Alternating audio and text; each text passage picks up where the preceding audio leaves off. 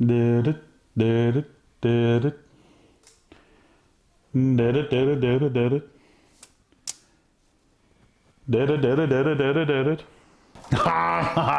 I know. It's about fucking time, isn't it?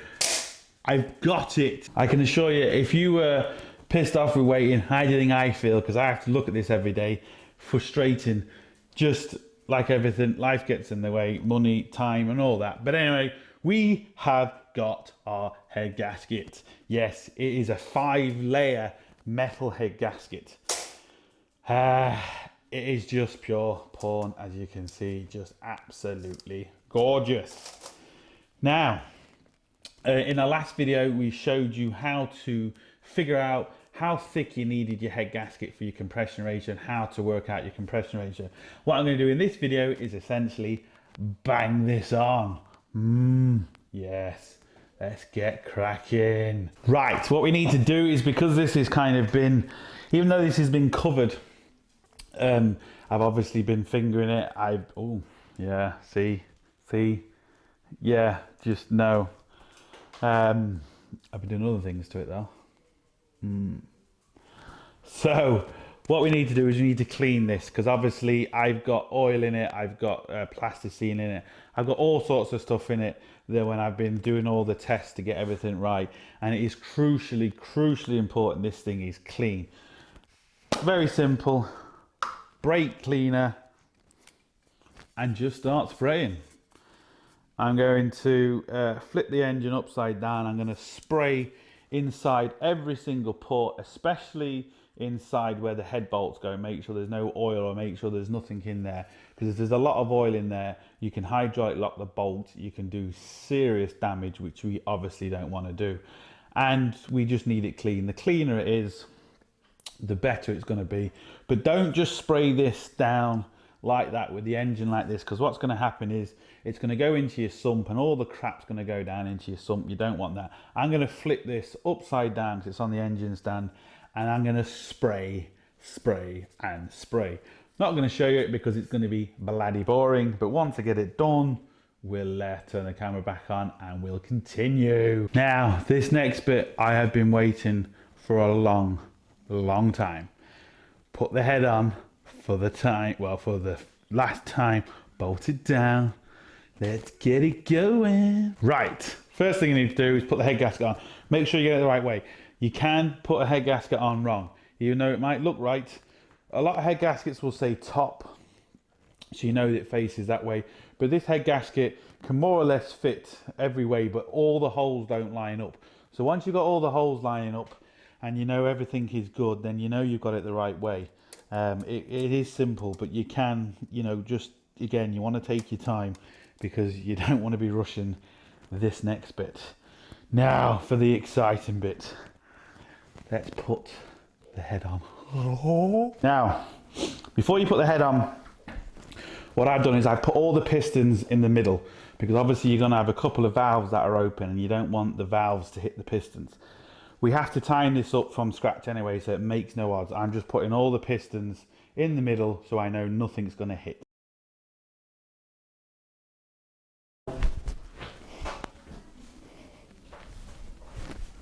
Just look at it. Look at it. It is just a work of art. It is just absolutely gorgeous. And there's a few bits you haven't seen yet that's going to be going on it. That's going to make it look even better. Now, so the head is on.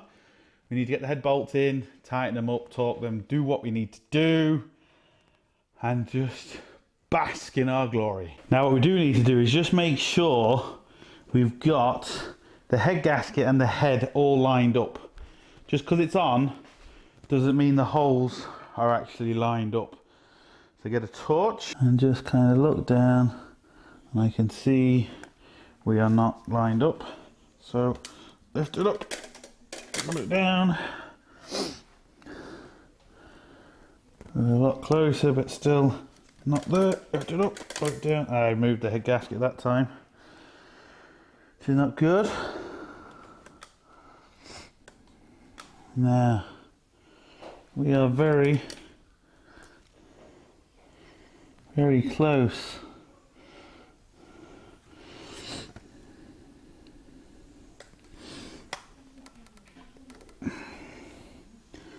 Oh, we're lined up, we're lined up. You do need to put new head bolts on, it kind of goes without saying. But what I'm going to do with these, I'm going to put some very light oil on the threads. I'm going to put some AP oil. It's special, it's grease, it's kind of special grease that goes on top of the washer there, and it just helps everything torque a lot better and a lot safer. So as I drop each one of them in, that's what's going to be happening on there. You won't really see it, you don't need to show you it, it's just very simple, but that's what I'm going to be doing on my bolts. Right, so just putting the corners down first just to make sure we've got it kind of square. Yeah, just do the corners first, just to make sure they've gone down.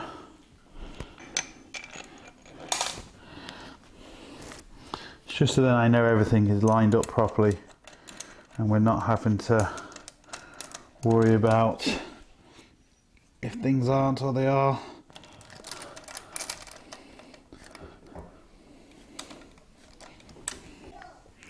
Right, that should be it there.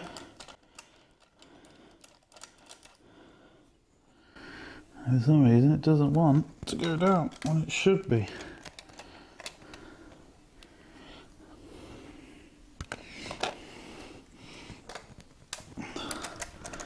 There we go. That last little bit. Once you know you got the corners, you kind of home free. But you don't want to be forcing anything down. Just nice and easy. That's the 4 corners down. I'm not going to film the rest. I'm just going to put the bolts down. And once I got them all down, we'll torque them. Right, there's loads of different torque settings depending on what head bolts you've got and stuff like that.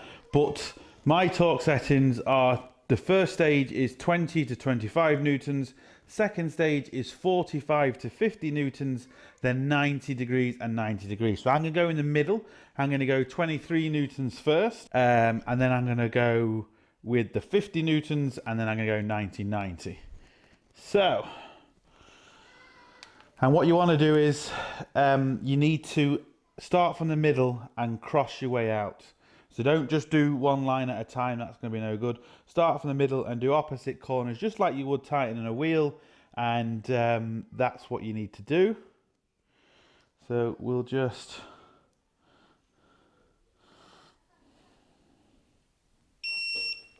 It's one.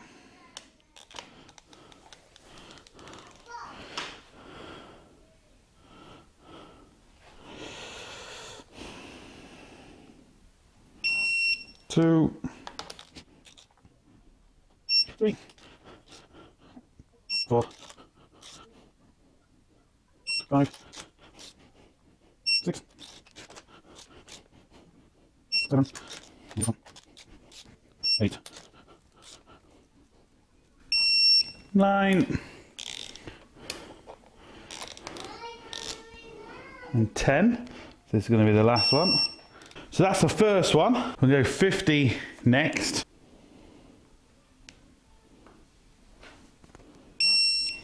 One.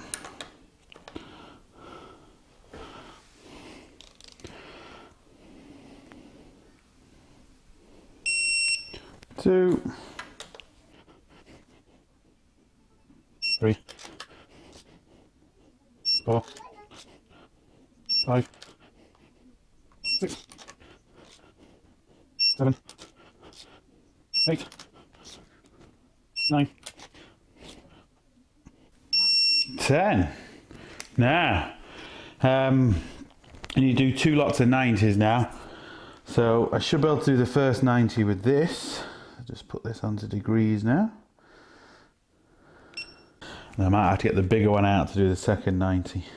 Now, hopefully this will do. We'll soon find out.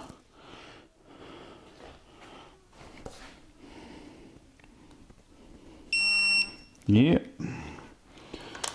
65 newtons if anyone wants the Newton reading.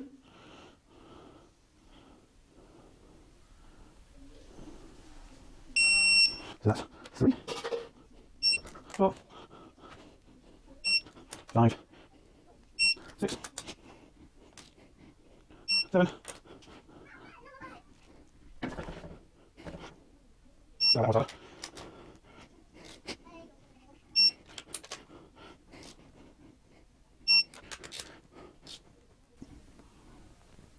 Now, one more 90 to go.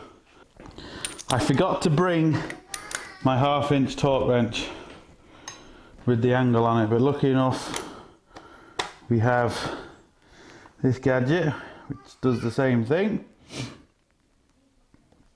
So we're going to set this to 90 and this is going to be the final torque. 90, zero it. And now for the final torque. This could be a bit awkward on the engine stand, but should be all right.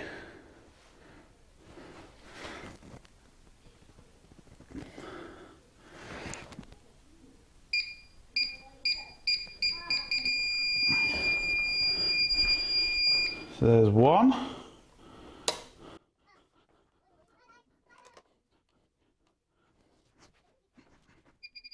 Two. Actually, no. 1, 2.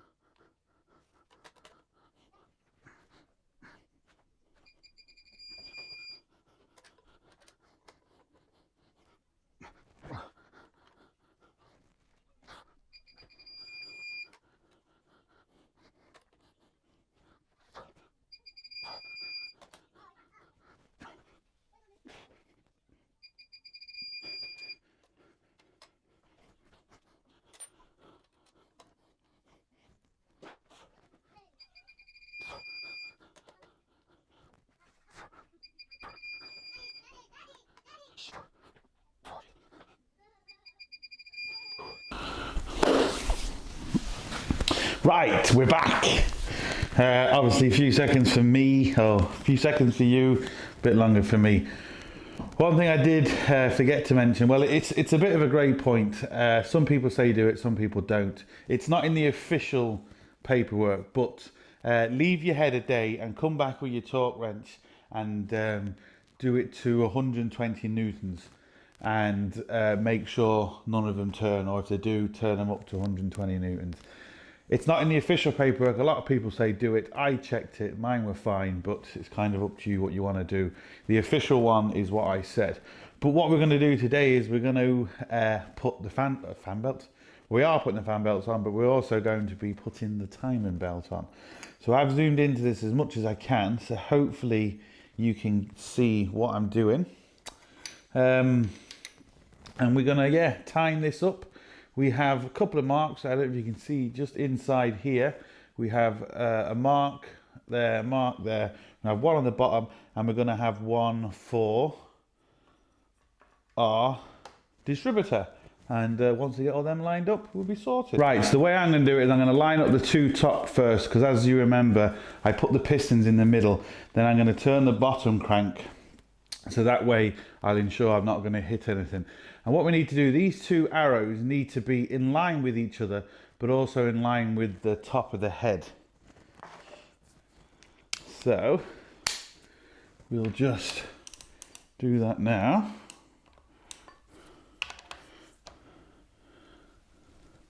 That might just get in the way of the camera for a second, just to line them up.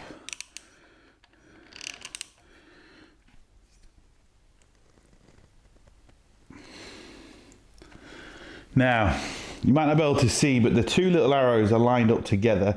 So if you just put a ruler across, they're both together. But they're also lined up with the top of the head.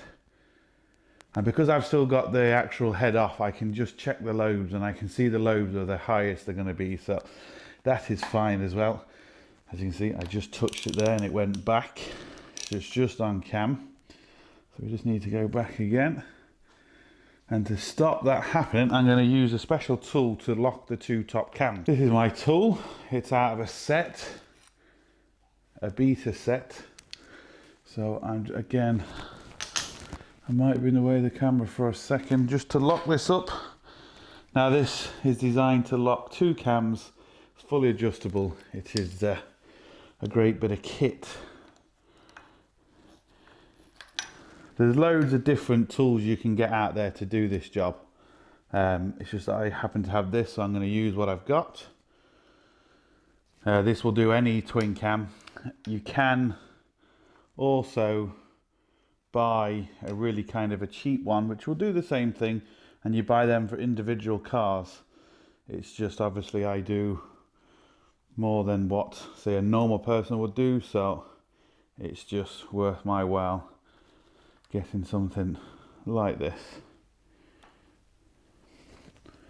Just need to make sure we're locked in. Now we are locked in, and we shouldn't have a problem with the cam moving. Now that's locked in, that should actually be able to slide out. It might be a bit stiff. It is stiff. I'm just going to double check to make sure they haven't moved, and then just slide this back into position. Now, and again, if you always want to, you can always mark it with Tipp-Ex just to make sure nothing moves. Now, if you remember from a previous video, the bottom crank I had problems with. As you can see, it's all been welded. I don't know if the camera's going to show that. I'm just struggling with light. It's been battered with a hammer.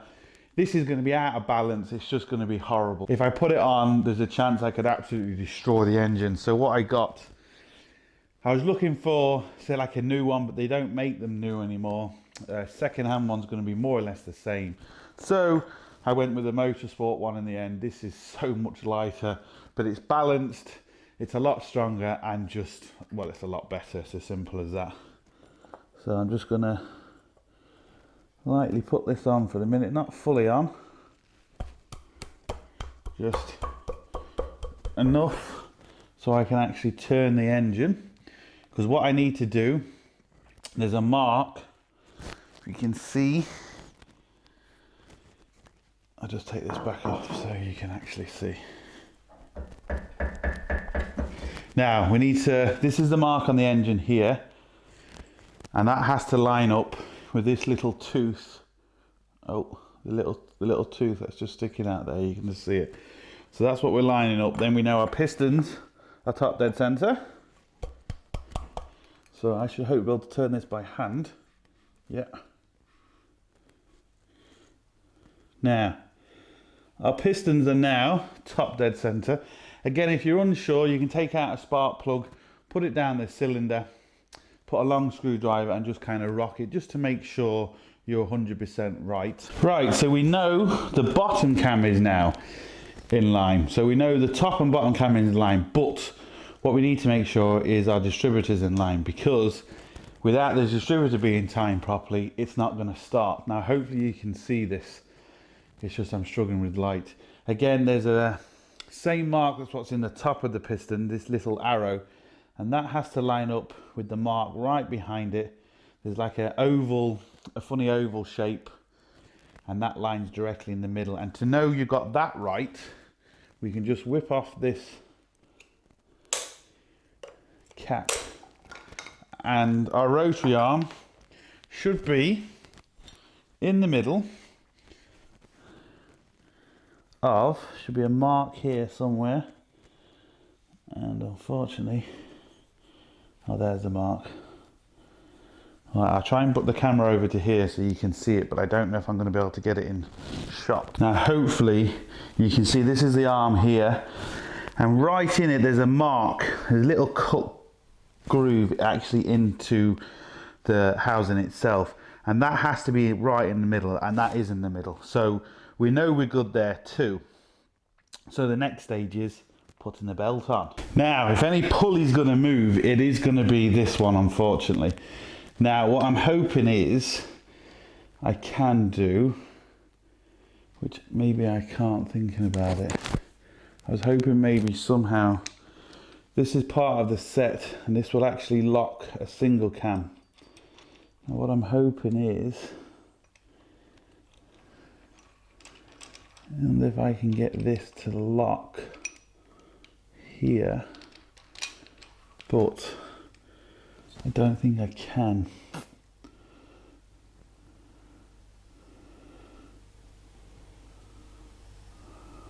If I didn't put the water pump in, I'd be able to use this. Because I put the water pump in, I can't use it. Well, actually, hold on, I might just... Can I get it there? Might just be able to get it there, let's see. Again, this will make life a lot easier. I've just moved it. No, unfortunately, there's just no way I can get that in. So we're just going to have to be careful with that and make sure that doesn't move. That's going to be the one that is going to move. But these belts aren't too bad to do, so it shouldn't really cause us a problem. Now, new timing belt, which again I suggest you get all genuine tensioners and everything. Everything I can get genuine, I have got genuine. This is a Gates belt, which, I mean, Ford use Gates, they all use Gates. It's just our tensioner here, as you can see, it's a genuine Ford tensioner. And now it's just a case of plopping a tensioner on.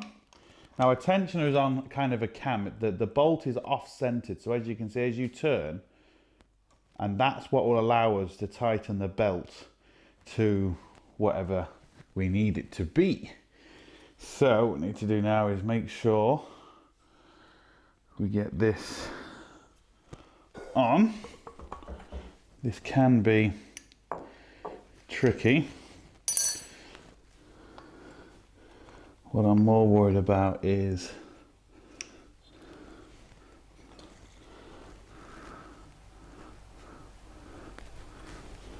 the actual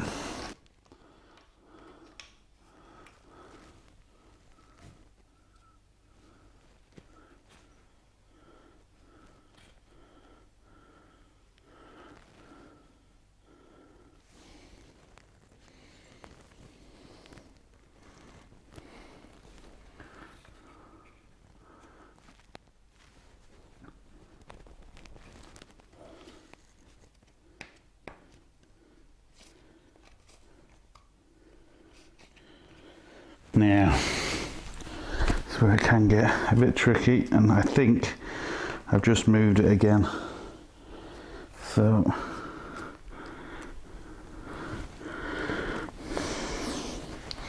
has it moved? No, it hasn't moved. I thought it did. Now we get a bit more tension, a bit more slack by moving the tensioner there, which has given us the slack we need, I think.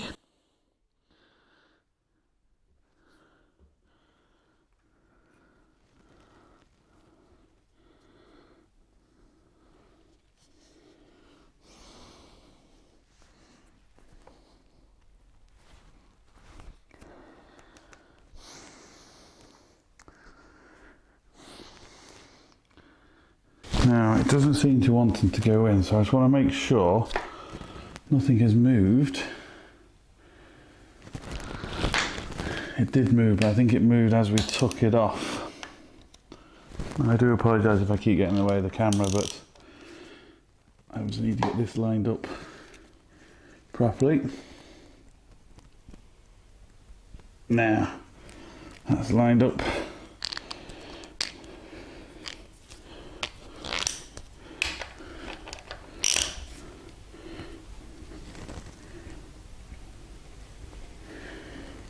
Now I must have been out slightly from the top, I'd say, because that belt should have just slopped straight over, but it didn't.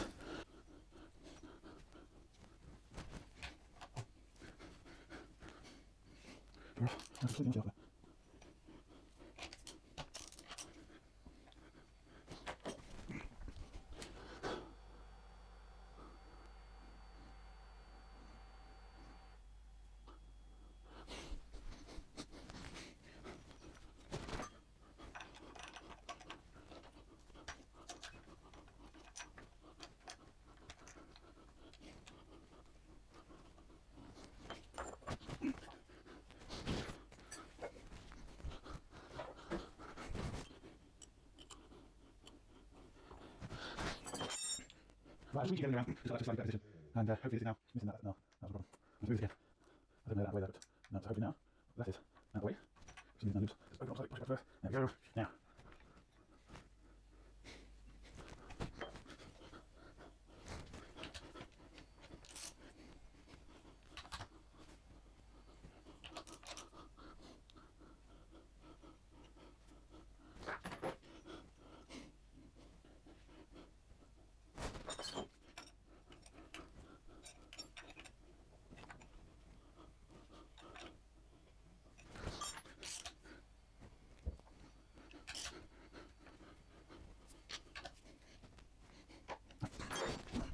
Now, as you can obviously tell from the video, I had a nightmare getting this on.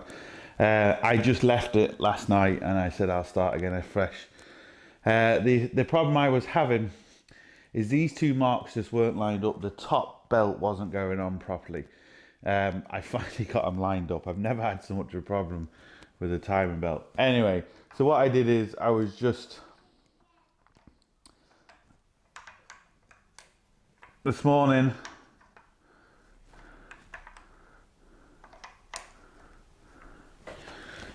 I said I'd quickly try it and it just fell on. It's just typical, and I didn't have the camera on. But all I did is, once I got the two top lined up properly, I started from here in this direction and everything just fell on. It was obviously really good. Now, obviously you need to make sure nothing is moved. All our marks are in the same place, which is good. Now, what the instructions actually say is we just need to tighten this up, turn it, and then check the actual tautness. I have a special tool to check that. So that's what we're going to do.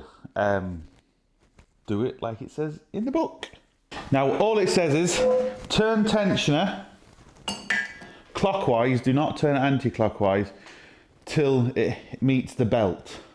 So, and then tighten the nut. That's all it says to do. So that's what we're going to do.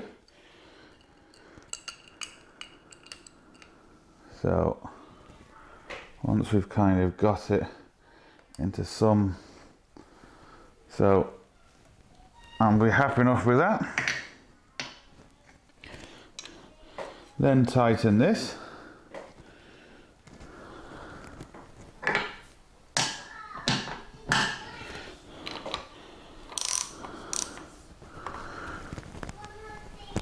Now, that obviously isn't tensioned properly, but that's what it says to do. Now, what it does say is to put this back on, which this is essentially a big washer, which holds the timing belt on. Make sure you put it the right way on. And then it also says put the bottom crank on. But I'm not going to do that, just in case we have a problem and I have to take this timing belt off again.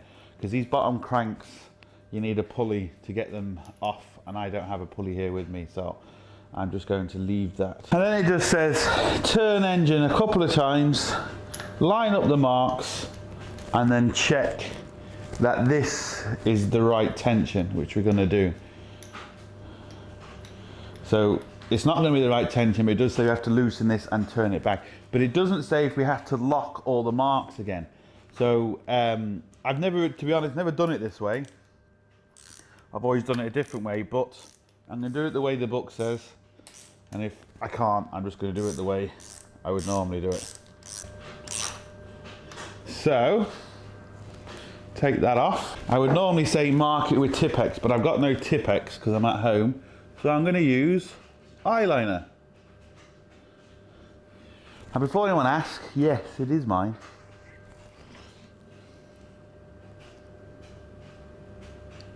So that just kind of, I don't know, to be honest, if this mark is going to stay here. The timing belt might just rub it back off. Right, so let's turn this. First, obviously let's hope it does turn properly. So,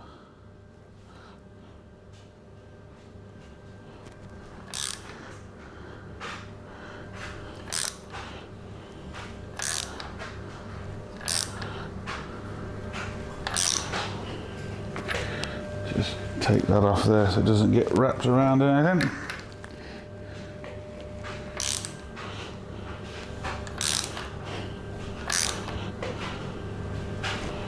Right, well the good sign is it's we're not going to have a problem as regards it turning, which is obviously good.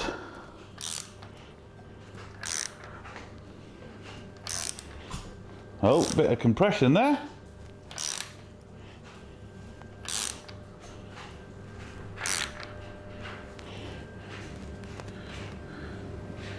And marks did rub off, which I knew they would. Right.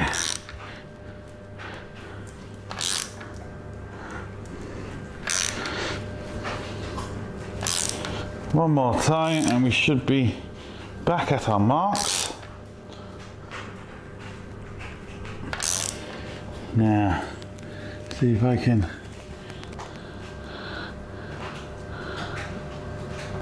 line this up. You have to really get down and low and look at these marks here to make sure. Right, we're all lined up. Now what we need to do is check this. Now, we could be bang on, but I doubt it very much. I have this very special tool. I don't think you're going to be able to find one of these. It was a main dealer only. I was extremely lucky to get one. It's not a normal timing belt mark, because in the instructions it says it has to be between 9.5 and 10.5, but you can't get the newer models because they're actually a different measurement. You don't really need one of these. You can test it with, like I showed you on most timing belts. It's just I have one, so I'm going to use it. So now what the instructions say is you put this on. So you put this on the belt, and it has to be between 9.5 and 10. I'm just going to drop that down one, get that right in the middle. Right, so we're too tight, we're at 12. So what I need to do is I need to loosen this and tighten it. But what it doesn't say whether I have to lock the cams. Now essentially, I don't think I really have to as such, because if I loosen this, providing nothing slips, I should be able to tighten this, and if it does move, it's all going to move together. It's not going to cause a problem. So I'm going to try it that way first. Now, worst case scenario, if I lose my marks, I just take the timing belt off and start again. It's not the end of the world. I'm going to do it according to the book, and it doesn't say to lock the cams again. So we're going to do it that way and see. So I'm going to loosen this, tighten it to, it says between 9.5 and 10, so I'm going to go, sorry, 9.5 and 10.5. I'm going to go to 10, smack bang in the middle, and then I'm going to spin it around again, make sure all our marks are done, and if it does, happy days. If it doesn't, we'll do it again. Change this. Right, so let's just slacken this off. Now if I'm really careful, I should be able to slacken this off and let that go to 10 and actually tighten it back up. So let me zoom in on the camera so you can hopefully see what's going on. Now hopefully you can see that. So if I'm really careful here, I should be able to do this. I'm hoping.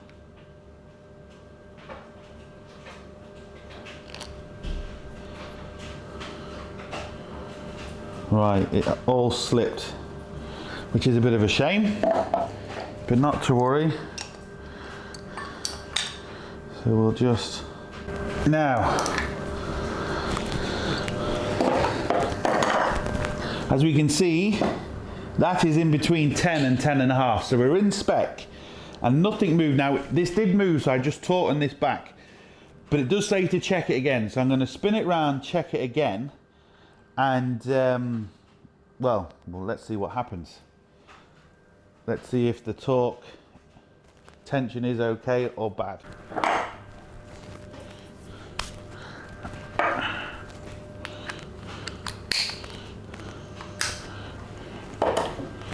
So we're in spec now. Spin this again.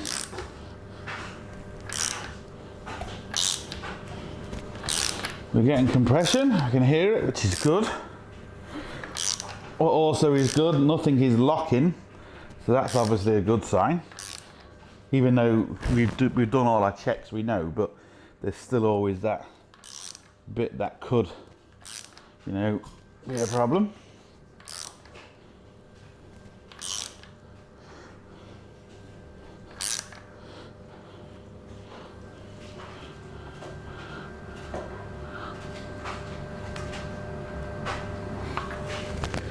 Right, now I am unsure what happened, but for some reason my sound decided to stop recording.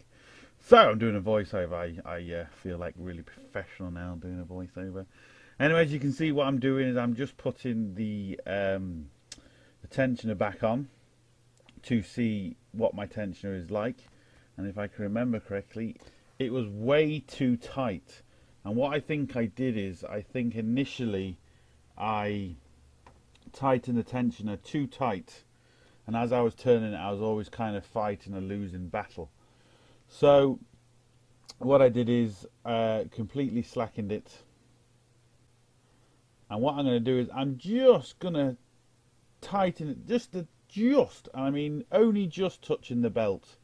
And I was hoping with this way, as I spin it around a few times, I'm going to obviously get a lot looser reading on my belt to the point of where it's too low. And then what I can do is I can actually tighten it to bring it back up to my levels. As you can see, the belt is just way too loose now. You would never run the car like that. It just means I can now turn it, which will put slack on the whole system. And then once I put the tensioner gauge back on, we can actually tension it up to the proper tension, and we'll be sorted.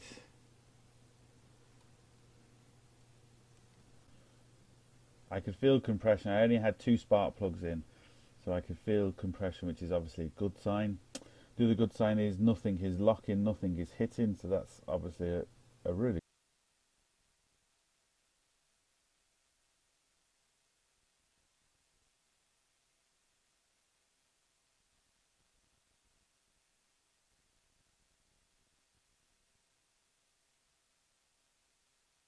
good sign.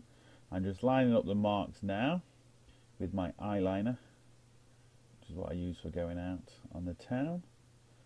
You know, just normal town and about. So I'm going to put the tool back on. Make sure you get it in the middle of the belt. And it is way too, well, not way too low, but it is too low. I can't remember exactly. I think it was around 8. So what I'm hoping to do now is to loosen the tension and actually tighten it as it is now, and then spin the engine again. That's the plan.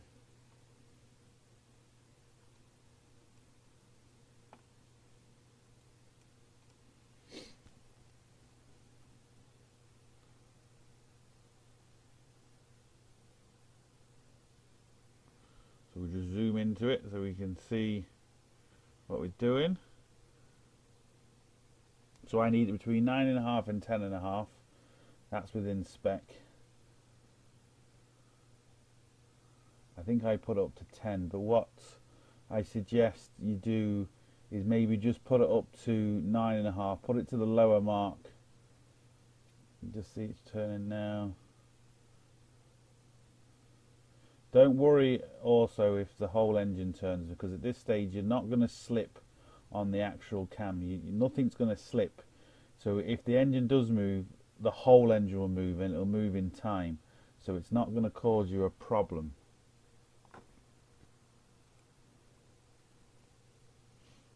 You see that now, just going up. I had the bolt a bit too tight, and I'm using, you really do need to use spanners, but because I'm at home, I don't have all the tools with me, which is frustrating to say the least. But get there in the end, which is all that matters.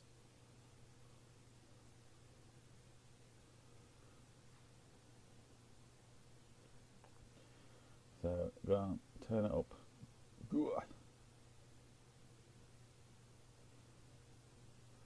Turn. bolt kept tightening as I was turning. So there we go, it's moving up. Like I said, maybe in hindsight I would put it to about 9.5, and as you turn it, but I think I put it to 10.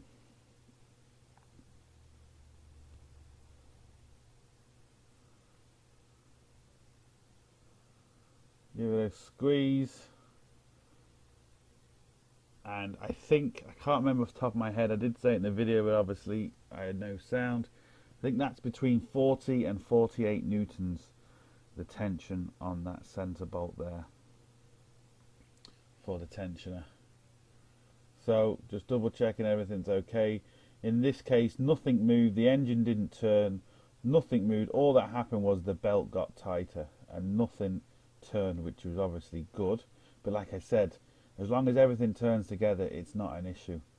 So what you would always do, you'd always turn the engine a couple more times, which we are going to do now. Just turn the engine a couple more times just to make sure if something does move, make sure if it has locked, you're going to be able to feel it, and you know, no damage is going to be done. Worst case scenario is you just restart everything. Now what I'm doing there is I'm turning the belt 90 degrees. Without that tool, if you just get the belt and turn it 90 degrees, and after 90 degrees it should be really difficult to turn. That is a really good way of knowing how tight your belt is. I do that on a lot of vehicles and I've never ever had a problem, and you can see me turning it 90 degrees there, and with that machine, that's just, it was absolutely bang on. So he needs to shut up talking now, and he needs to turn the engine. Go on, turn the engine. Go on. That's it, get the socket and the ratchet. Turn the engine. Come on, today. There you go. Oh, look at them Simpsons. Sexy. What am I doing now? I can't remember what I'm doing now. Why aren't I turning the engine? I should at this stage be turning the engine. For some reason I'm not. What am I doing? I think I'm putting the bottom pulley on for some reason.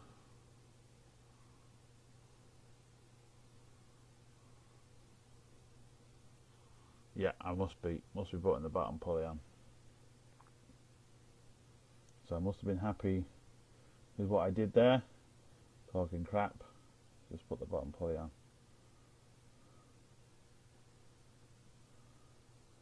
Just look at that engine, isn't it? Just ooh, ooh. And that bottom pulley. The other good thing about that bottom pulley is, now that's the standard crank in the sense of it's got 4 little marks on it, which is when the engine turns, that's what the crankshaft sensor picks up on. If you're doing any type of rallying, or you want to convert it to a higher tooth count, that brass plate at the bottom just screws out, and you can put a 32 and -2. You can put loads of different tooth counts on them pulleys depending on what your ECU would take. So they are a really good pulley to use, and especially if you want to put a lot of power and different ECUs on them, they're really handy to have. There is 2 different types of pulleys out there. I went for the motorsport one. There's another pulley which is an alley pulley, but it has the little bottom crankshaft sensors, and you can't change them. So I personally wouldn't go for that one. At least with this one, it gives me the option if I ever do want to change it. Now he's turning the engine. Yes. What you should have done 5 minutes ago. So what I'm doing now is just turn the engine for the final time, just to make sure that the belt is right, the tension is right.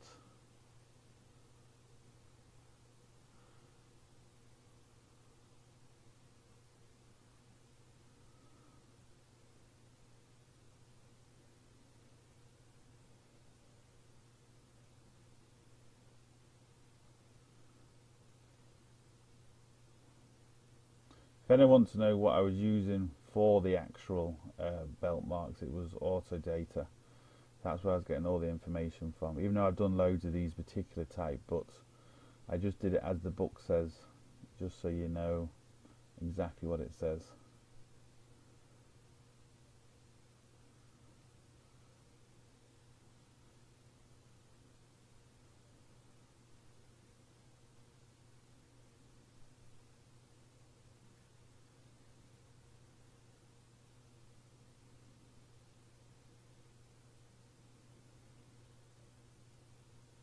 Now, put the machine back on and see what it reads.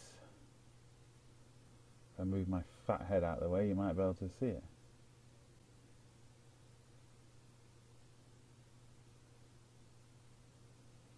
I think that is it, and I think I zoom into it in a second. If I don't, I should have done. But I think I was at the top end. If I don't zoom in, I was at the top end of the scale. I think I was around, I think I was between 10 and 10 and a half,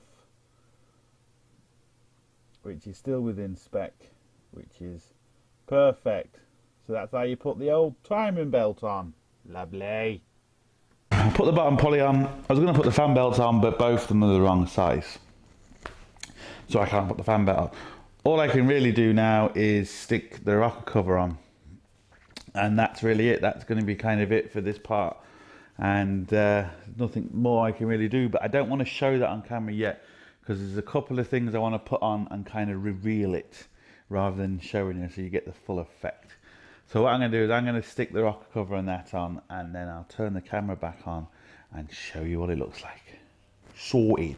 Oh, hopefully this is going to work. All I've really done is put the head on, put the timing cover case on, and just a few little bits. You haven't really missed anything, but I think it's going to be best because you're going to see the overall thing of the engine, and hopefully you'll like it. You ready? You need to prepare yourself now. Now, you're ready. I'll just kind of walk around it here first. Are you ready? There's a few bits I haven't showed you, just to kind of, you know, make it exciting. Here we go. Let's go. Oh, ho, ho. Now, you see, that's the top. Let's get round. Oh, look at this. Now, isn't that absolutely beautiful?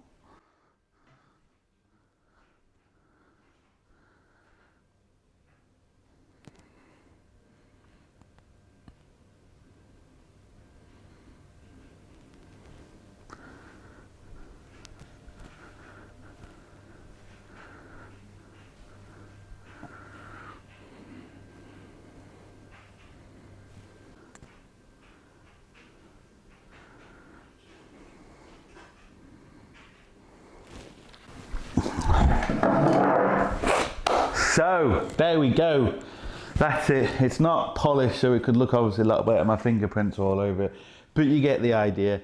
Couldn't put on the fan belts because the fan belts came wrong, but that's not the end of the world, we'll sort that out. But essentially that's the engine built. Now I've still got to get the gearbox checked out, make sure that's fine. I think there's maybe a couple of bearings gone in it, so before I put this engine in I need to get that checked out. Need to get the chip, need to do a few more bits. Don't know how long that's going to be because it's just like everything, it's just down to money. But at least we have the engine done. You're going to kind of get an idea what it's going to look like. And yeah, I'm debating whether to put it in because it's just too nice. Just might leave it in the kitchen and look at it. Have a cup of tea. So there we go. That's going to be the end of this video. And yes, loads more to come on the Cosworth van. So that's it. So look, hope it helps. Thumbs up, subscribe, all that. And if you can help us on the anti-lag GoFundMe project. But most importantly, don't forget, get your hands dirty. We'll see you for the next one.